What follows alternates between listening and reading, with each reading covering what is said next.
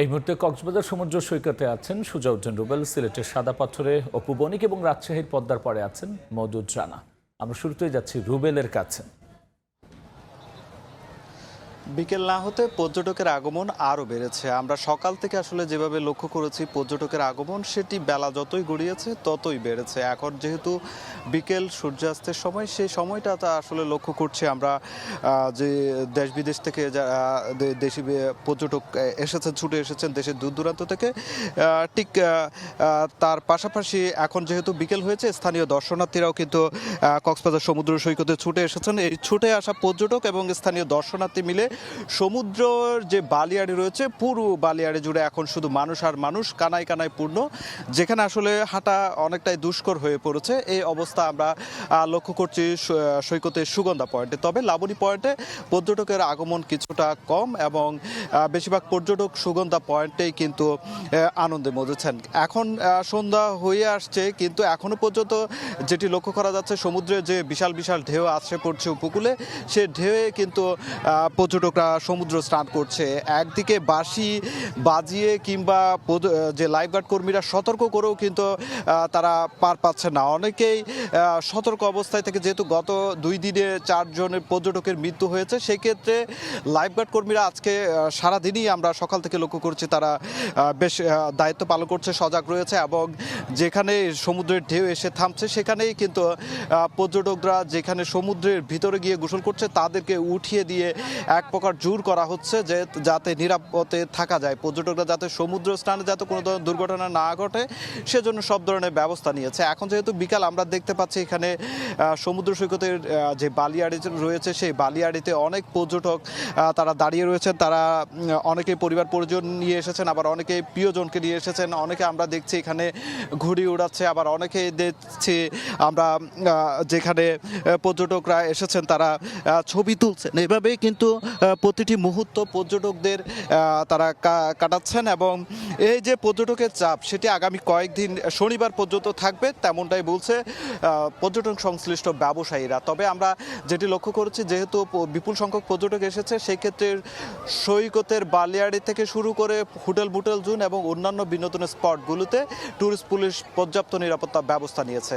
তো এই ছিল আমার কাছে কক্সবাজার থেকে বিনোদনের সবশেষ খবর।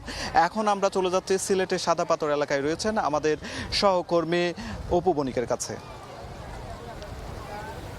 সারাদিনের কাঠফাটা রোদের পর এখনো কিন্তু পর্যটকদের ঢল যেন থামছেই না সিলেটের সাদা পাথরে।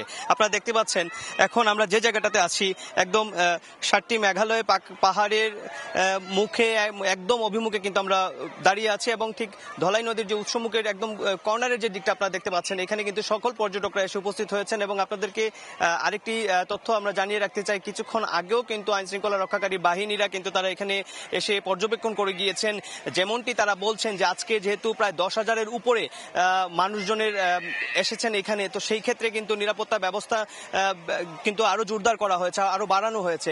এবং প্রত্যেকটা জায়গা থেকে আসা, বিভিন্ন জেলা থেকে আসা যারা পর্যটকরা রয়েছেন, তারা কিন্তু বলছেন, যেমনটি বলছিলেন যে আজকে যদিও প্রচুর পরিমাণে গরম পড়েছে সিলেটে, তবুও কিন্তু তারা এই সাদা পাথরের যে সৌন্দর্য, পানির সাথে যে মিতালি গড়ার জন্যই কিন্তু তারা এখানে এসেছেন। এবং এই যে পাহাড়ি উজান থেকে নেমে আসা যে ঢলের স্রোতের পাথরের উপর দিয়ে যে স্বচ্ছ জলরাশি বয়ে চলেছে, তো এগুলো অবলোকন করার জন্য কিন্তু তারা মূলত এখানে সাদা পাথরে এসেছেন। এবং আজকে বিশেষ করে এত পর্যটক এসেছে, যেখানে আসলে গ্রাম রক্ষাকারী বাহিনী যারা রয়েছেন তারাও কিন্তু হিমশিম খেয়ে যাচ্ছেন পর্যটকদের জন্য।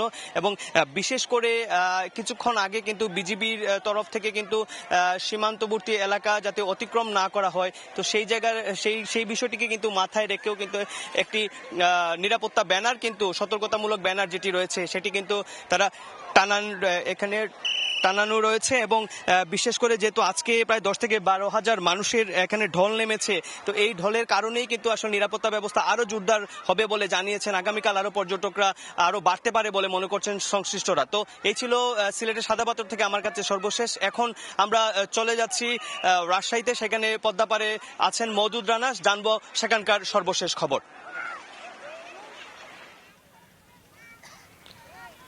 বিকেলের পড়ন্ত রোদ, তবে তেজ খুব বেশি কমেনি। অন্যদিকে আজ সারাদিনই ভ্যাপসা গরম।